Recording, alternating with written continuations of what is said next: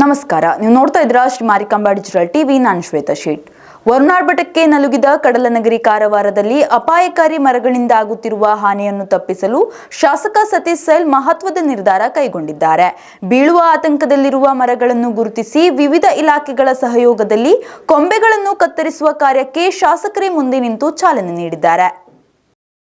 ಶಾಸಕ ಸತೀಶ್ ಸೈಲ್ ಕಾರವಾರ ನಗರಸಭೆಯ ಸಭಾಂಗಣದಲ್ಲಿ ಅಪಾಯಕಾರಿ ಮರಗಳನ್ನ ಕತ್ತರಿಸುವ ಕುರಿತು ವಿವಿಧ ಇಲಾಖೆ ಅಧಿಕಾರಿಗಳೊಂದಿಗೆ ಸಭೆ ನಡೆಸಿದ್ರು.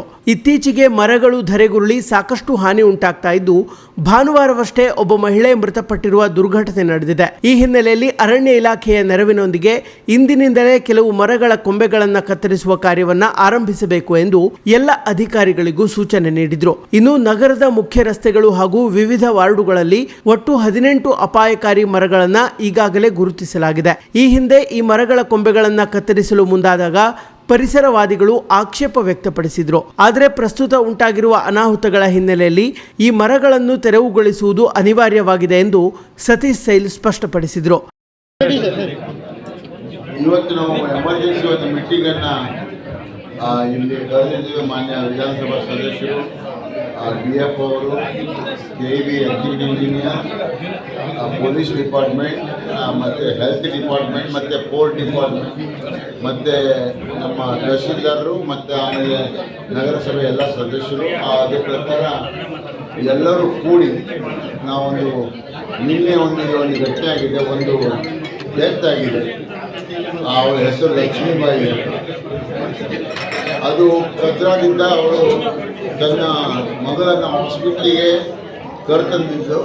ಹಾಸ್ಪಿಟ್ಲಿಂದ ಹೊರಗೆ ಬರುವಾಗ ಬಿಗ್ರೆ ಹಾಸ್ಪಿಟಲ್ ಹತ್ರ ಈಗ ಯಾರೋ ಹೇಳಿದ್ರು ಮೂರು ಮರ ಇರುತ್ತೆ ಅಂತ ಹೇಳ್ಕೊಂಡು ಆ ಮರ ಬಿದ್ದು ಆ ಒಂದು ವಾಹನದಲ್ಲಿ ಬಿದ್ದು ಅವರು ಒಂದು ಲೇಡಿಯಲ್ಲಿ ಏನಾಯಿತು ಸ್ಪಾಟ್ನಲ್ಲಿ ಇರುತ್ತೆ. ತಾವೆಲ್ಲರೂ ಬಹಳಷ್ಟು ಅದನ್ನು ಅವರಿಗೆ ತೆಗಿಲಿಕ್ಕೆ ಬಹಳಷ್ಟು ಪ್ರಯತ್ನವನ್ನು ಎಲ್ಲರೂ ಮಾಡಿದರು, ಆದರೆ ನಾವು ಸಫಲರಾಗಿಲ್ಲ. ಅದೇ ಪ್ರಕಾರ ಅದರ ಮೊದಲು ಒಂದು ಹುಡುಗಿ. ಇದಕ್ಕೆಲ್ಲ ಕಾರಣ ಏನಂತ ಹೇಳಿದ್ರೆ, ನಾವು ಒಂದು 15 ದಿವಸ ಹಿಂದೆ ರೋಟರಿ ಕ್ಲಬ್ನಲ್ಲಿ ನಾವು ಈ ಮಾತನ್ನು ಹೇಳಿದ್ವಿ. ಈ ಸಲ ಮಳೆ ಮತ್ತು ಇದನ್ನು ನೋಡುವಾಗ ನಾವು ಇದನ್ನು ತೆಗಿಲೇಬೇಕು ಅಂತೇಳಿ ಒಂದು ಮೀಟಿಂಗಲ್ಲಿ ಮಾಡಿಸಿ ಎಲ್ಲ ಆಫೀಸರನ್ನು ನಾನು ರೌಂಡಿಗೆ ತಗೊಂಡು ಹೋಗಿ ಈ ಗಿಡಗಳನ್ನು ತೆಗೀರಿ ಅಂತ ಹೇಳ್ಕೊಂಡು DF ಅವ್ರ ಹತ್ರ ಪರ್ಮಿಷನ್ ಸಹ ತಗೊಂಡಿದ್ವಿ. ಮಧ್ಯದಲ್ಲಿ ಪರಿಸರವಾದಿಗಳು ಅಂತ ಹೇಳ್ಕೊಂಡು ಅವ್ರು ಬರ್ತಾರೆ. ಅದು ಸಹಜವಾಗಿ ಬರುವುದು ಸರಿ, ಆದರೆ ಯಾವುದೇ ಒಂದು ಗಿಡಕ್ಕೆ ಅದಕ್ಕೊಂದು ಆಯುಷ್ಯ ಅಂತಿತ್ತು, ಅದನ್ನು ತಿಳ್ಕೊಳ್ಬೇಕು. ಆ ಗಿಡಗಳನ್ನು ನಾವು ಪುನಃ ನೆಟ್ಟಿಗೆ ನಾವು ಸಿದ್ಧರಿದ್ದೇವೆ. 1:10 ಏನು ಹೇಳಿದ್ದಾರೆ, ಅದನ್ನು 1:20 ಆದರೂ ನಾವು ವಾಪಸ್ ರೀಪ್ಲಾಂಟೇಷನ್ ಮಾಡ್ತೇವೆ. ಬಟ್ ಜನರಿಗೆ ಆಗುವಂಥ ಈ ಒಂದು ಏನು ನೋವು ಯಾರತ್ರೂ ಭರಿಸಲಿಕ್ಕೆ ಸಾಧ್ಯ ಇಲ್ಲ. 5 ಲಕ್ಷ ನಮ್ಮ ಸರ್ಕಾರ ಕೊಡ್ಬೋದು, ಅಥವಾ ಬೇರೆ ಸರ್ಕಾರ ಯಾವುದೇ ಸರ್ಕಾರ ಬಂದರೆ ಅದು ಒಂದು ಕೊಡ್ತಾರೆ. ಅದು ದೊಡ್ಡದಲ್ಲ. ಮನುಷ್ಯನಿಗೆ 5 ಲಕ್ಷ ದೊಡ್ಡದಲ್ಲ, ಮನುಷ್ಯನಿಗೆ ಒಂದು ಜೀವ ದೊಡ್ಡದು ಅಂತ ನಾನು ಇವತ್ತು ಹೇಳಿಕ್ಕೆ ಬಯಸ್ತೇನೆ. ಮತ್ತು ಇದಕ್ಕೆ ಎಮರ್ಜೆನ್ಸಿಯಾಗಿ ಮೀಟಿಂಗ್ ಕರೆದಿದ್ದೆ. ನನಗೆ ಒಂದು ನೋವು ಇದೆ ಅಂದರೆ, ನನ್ನ ಅಪರ ಜಿಲ್ಲಾಧಿಕಾರಿಗಳಂತ ಸಾಜಿದ್ ಮುಲ್ಲಾ ಅವರು ನಮ್ಗೆ ಕರೆದಿದ್ದೆ, ಅವರು ಬಂದಿಲ್ಲ. ಅಂದರೆ ನಾನು ಅವರ ಒಂದು ನಿಷ್ಕಾಯಿಯನ್ನು ನಾನು ಇವತ್ತು ಭಾಳಷ್ಟು ನೋವಿಂದ ಹೇಳಿಕ್ಕೆ ಬಯಸ್ತಾ ಇದ್ದೀನಿ. Is a gentlemen, is a thorough man. But ಅವರು ಏನಾಗಿದೆ, ನಾಳೆ ಮಿನಿಸ್ಟರ್ ಬರ್ತಾರೆ ಅಂತ ಹೇಳ್ಕೊಂಡು, ಮಿನಿಸ್ಟರ್ ಬರ್ತಾರೆ, ರೆವೆನ್ಯೂ ಮಿನಿಸ್ಟರ್ ಬರ್ತಾರೆ ಅಂತ ಹೇಳ್ಕೊಂಡು ಅವರು ರಿವ್ಯೂ ಮಾಡಲಿಕ್ಕೆ ಕೂತ್ಕೊಂಡಿದ್ದಾರೆ. ರಿವ್ಯೂ ಇದನ್ನು ಮೊದಲಿಂದ ಮಾಡ್ತಾ ಇರಬೇಕು. ಮಿನಿಸ್ಟರ್ ಬಂದಾಗ ರಿವ್ಯೂ ಮಾಡೋದಲ್ಲ. ಇಂಥ ಎಮರ್ಜೆನ್ಸಿಯಲ್ಲಿ we have to reply the people. ನಾವು ಜನರು ನಿನ್ನೆ ಡೆಡ್ ಬಾಡಿ ತೊಗೊಂಡು ಹೋಗಿಲ್ಲ ಅಂತ ಹೇಳಿದರು. ನಮ್ಗೆ ಡೆಡ್ ಬಾಡಿ ತೊಗೊಂಡು ಅವಶ್ಯಕತೆ ಇಲ್ಲ ಅಂತ ಹೇಳ್ಕೊಂಡು ನಾವು ಅವರಿಗೆ ರಿಕ್ವೆಸ್ಟ್ ಮಾಡಿ ಕೈ ಮುಗಿದು ಹೇಳಿದ್ವಿ, ಅಮ್ಮ ಇದು ಆಯಿತು, ನಾವು ಈ ಘಟನೆ ನಾವು ಪರ್ಪಸ್ ಆಗಿ ಮಾಡಿಲ್ಲ ಅಂತ ಹೇಳಿ. ಇದೇ ರೋಟ್ರಿ ಅವ್ರು ಇಲ್ಲೇ ಇದ್ದಾರೆ ಕೊಡ್ಬೇಕಾದ್ರು. ಆ ದಿವಸ ರೋಟ್ರಿ ಮುಂದೆ ಅಲ್ಲಿ ಬಾಳುಪ ಏನಂತಿದ್ರು ಅಡ್ವೊಕೇಟ್, ಅವ್ರಿಗೆ ಮುಂದೆ ಹೇಳಿದ್ದೀನಿ, ನೋಡಪ್ಪ ಈ ಥರ ಆಗಿದೆ, ಈ ಥರ ಆಗ್ತಾ ಇದೆ ಅಂತ. ಇನ್ನು ಈ ಕಾರ್ಯಕ್ಕೆ ಅರಣ್ಯ ಇಲಾಖೆ, ಅಗ್ನಿಶಾಮಕ ದಳ, ಪೊಲೀಸ್ ಹಾಗೂ ನಗರಸಭೆಯ ಅಧಿಕಾರಿಗಳು ಸಹಕರಿಸುವಂತೆ ಮನವಿ ಮಾಡಿದ್ರು. ಅಪಾಯಕಾರಿ ಮರಗಳನ್ನು ಕತ್ತರಿಸಲು 6 ದಿನಗಳ ಸಮಯ ನಿಗದಿಪಡಿಸಲಾಗಿದೆ. ವಿಶೇಷವೆಂದರೆ ಮರಗಳನ್ನು ಕತ್ತರಿಸಿದ ಮುಂದಿನ 6 ದಿನಗಳಲ್ಲಿ ಪ್ರತಿ ಕತ್ತರಿಸಿದ ಮರಕ್ಕೆ 10ರಂತೆ ಗಿಡಗಳನ್ನು ನೆಡಲು ನಿರ್ಧರಿಸಲಾಗಿದೆ. ಮರ ಕತ್ತರಿಸುವ ಕಾರ್ಯಕ್ಕೆ ಸ್ಥಳೀಯ ಗಿರಣಿಗಳು ಹಾಗೂ ಬಂದರು ಇಲಾಖೆಯ ಕ್ರೇನ್ಗಳನ್ನು ಬಳಸಿಕೊಳ್ಳಲು ಸೂಚಿಸಲಾಗಿದ್ದು, ಹೆಚ್ಚುವರಿಯಾಗಿ ಯಾವುದೇ ವಾರ್ಡುಗಳಲ್ಲಿ ಅಪಾಯಕಾರಿ ಮರಗಳು ಕಂಡು ಬಂದರೆ ಅವುಗಳನ್ನು ಕೂಡ ಪಟ್ಟಿಗೆ ಸೇರಿಸಲು ಸೂಚಿಸಲಾಗಿದೆ. ಸಭೆಯ ಬಳಿಕ ಮಾತನಾಡಿದ ಆರ್ಎಫ್ಒ ಕೆಡಿ ನಾಯ್ಕ್, ನಗರದಲ್ಲಿ ಸಾಕಷ್ಟು ಹಳೆಯ ಮರಗಳಿದ್ದು ಕಟ್ಟಡ ನಿರ್ಮಾಣದ ವೇಳೆ ಮರಗಳ ಬೇರುಗಳನ್ನು ತುಂಡು ಮಾಡಲಾಗಿದೆ. ಮಳೆಯಿಂದ ಮರಗಳ ತೂಕ ಹೆಚ್ಚಾಗಿ ಗಾಳಿಗೆ ಅಂತಹ ಮರಗಳು ಧರೆಗುರುಳುತ್ತಾ ಇವೆ. ಅಂತಹ ಮರಗಳ ಕೊಂಬೆ ಕತ್ತರಿಸಲು ಅನುಮತಿ ನೀಡಲಾಗಿದ್ದು, ಇಲಾಖೆಗೆ ಮನವಿ ಬಂದ ತಕ್ಷಣವೇ ಅನುಮತಿ ನೀಡಲಾಗಿದೆ. ಯಾವುದೇ ವಿಳಂಬವಾಗಿಲ್ಲ ಎಂದು ಸ್ಪಷ್ಟಪಡಿಸಿದರು. ಅಧಿಕಾರಿಗಳೊಂದಿಗೆ ನಡೆಸಿದ ಸಭೆ ಬಳಿಕ ಶಾಸಕ ಸತೀಶ್ ಸೈಲ್ ಖುದ್ದಾಗಿ ನಗರದ ಗಣಪತಿ ದೇವಸ್ಥಾನದ ಎದುರಿನ ಮರದ ಅಪಾಯಕಾರಿಯಾಗಿರುವ ಕೊಂಬೆಗಳನ್ನು ಕತ್ತರಿಸಲು ಸ್ಥಳದಲ್ಲಿ ಹಾಜರಿದ್ದು ಸೂಚನೆ ನೀಡಿದರು. ಅದರಂತೆ ನಗರದ ವಿವಿಧೆಡೆ ಅಪಾಯಕಾರಿಯಾಗಿರುವ ಮರದ ಟೊಂಗೆಗಳನ್ನು ತೆರವು ಮಾಡುವ ಪ್ರಕ್ರಿಯೆ ಪ್ರಾರಂಭಗೊಂಡಿದ್ದು, ಪೊಲೀಸ್ ಇಲಾಖೆ, ಅರಣ್ಯ ಇಲಾಖೆ, ನಗರಸಭೆ ಸೇರಿದಂತೆ ಹಲವು ಇಲಾಖೆಯ ಅಧಿಕಾರಿಗಳು ಹಾಗೂ ಸಿಬ್ಬಂದಿಗಳು ಈ ಕಾರ್ಯಾಚರಣೆಯಲ್ಲಿ ಭಾಗವಹಿಸಿದ್ದಾರೆ.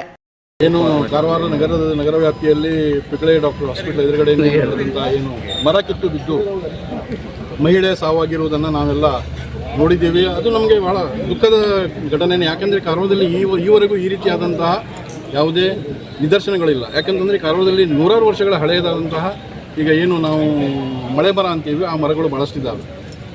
ಆ ಮರಗಳಿಗೂ ಈಗ ಆಗಿದೆ, ವಯಸ್ಸಾಗಿದೆ. ಆದರೂ ಅವು ಏನಾಗಿದೆ, ಈಗ ಈವರೆಗೂ ಬುಡದಲ್ಲಿ ಗಟ್ಟಿಯಾಗಿ ಹಿಡ್ಕೊಂಡಿದ್ವು. ಈಗ ನಮ್ಮ ನಗರೀಕರಣ ಕಾಮಗಾರಿ ಸಮಯದಲ್ಲಿ ಕೆಲವು ಕನ್ಸ್ಟ್ರಕ್ಷನ್, ಕೆಲವು ಇದು ಏನು ಸ್ಟ್ರಕ್ಚರ್ ಏನು ಕಟ್ತೀವಿ, ಆ ಸಮಯದಲ್ಲಿ ಕೆಲವು ಹೊರಗೆ ಬಂದಂಥ ಬೇರನ್ನು ತುಂಡು ಮಾಡಿರುವುದರಿಂದ ಅಥವಾ ಬುಡದಲ್ಲಿ ಅದನ್ನು ಬೇರ್ಪಡಿಸಿರುವುದರಿಂದ, ಅಂದರೆ ಕೆಲವು ಇದಕ್ಕೆ ಕಾಮಗಾರಿಗೆ ಅಡಚಣೆ ಆಗುವುದನ್ನು ತೆರವುಗೊಳಿಸುವ ಸಮಯದಿಂದ ಕೆಲವು ಈ ಗಾಳಿಗೆ, ಮಳೆಗೆ ಏನಾಗ್ತದೆ ಅಂತಂದರೆ ಆ ಗಿಡಗಳ ಮೇಲಿರುವ ಎಲ್ಲ ಫುಲ್ಲು ಇದಾಗಿರ್ತದೆ. ಅಲ್ಲಿರ್ತಾವೆ ಮರ ಈ ನಮ್ಮ ವಸಂತ ಋತುವಿನಲ್ಲಿ. ನಂತರ ಈ ಮಳೆ ನೀರು ಆ ಎಲೆಗಳ ಮೇಲೆ ಬಿದ್ದಾಗ ಡೆಪಾಸಿಟ್ ಆದಾಗ ಅದು ಭಾರ ಮತ್ತು ಹೆವಿ ಆಗ್ತದೆ, ಅದು ವೇಟ್ ಜಾಸ್ತಿ ಆಗ್ತದೆ. ಮತ್ತು ಮರದ ಕೆಲವು ಈಗ ನಮ್ಗೆ ಗೊತ್ತಿರೋ ಪ್ರಕಾರ ಮಳೆಗಾಲದಲ್ಲಿ ನಾವು ನೋಡ್ತೀವಿ, ಈಗ ಇಲ್ಲೇ ನೋಡಿ ಮುಂದ್ಗಡೆ ಆ ಮರದ ಅದು ಬೆಂಡಾಗಿಬಿಟ್ಟಿದೆ.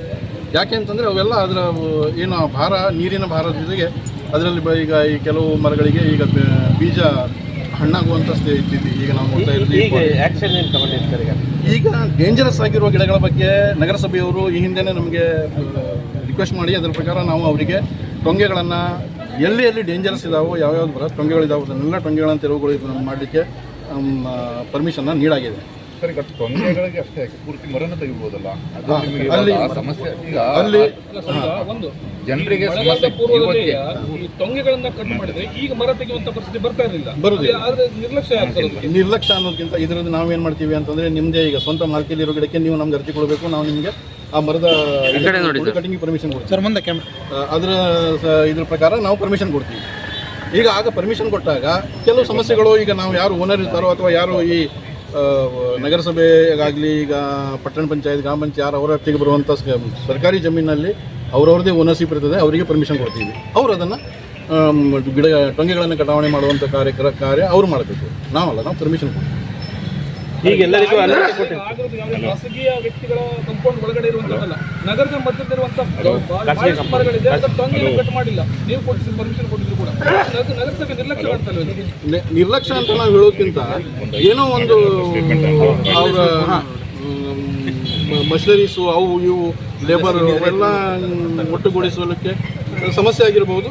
ಮತ್ತು ಕೆಲವು ಈಗ ನಾವು ಬಳಸುವಂತ ನೋಡ್ತಾ ಇದ್ದೀವಿ, ಯಾವುದೇ ಈ ಸಿಟಿಯಲ್ಲಿ ಯಾವುದೇ ಒಂದು ಮರ ಈ ರೀತಿ ಕಿತ್ತಿದಂಥ ಇದೇ ಇಲ್ಲ, ಹಿಂಗೆ ಡ್ಯಾಮೇಜ್ ಆಗಿರೋದು. ನಾನು ಹೇಳ್ತಾ ಬರ್ತಿರ್ತೀನಿ, ನಾವು ಮರದ ಟೊಂಗೆಯನ್ನು ಕಟಾವು ಮಾಡಲಿಕ್ಕೆ ಪರ್ಮಿಷನ್ ಕೊಟ್ಟಾಗಿದ್ವಿ. ಅದ್ರ ಪ್ರಕಾರ ಅವರು ನಿನ್ನೆ ಘಟನೆಯನ್ನು ಗಮನದಲ್ಲಿ ಇಟ್ಕೊಂಡೇ ಇದನ್ನು ಕ್ಲಿಯರ್ ಮಾಡ್ತಾ ಇದ್ದೀವಿ. ಬಿಟ್ಟರೆ ಉಳಿದ ಕಡೆಗೆಲ್ಲವೂ ನಾವು ಅದನ್ನು ಯಾವುದೇ ರೀತಿ ಡಿಸ್ಟರ್ಬ್ ಆಗಲಿ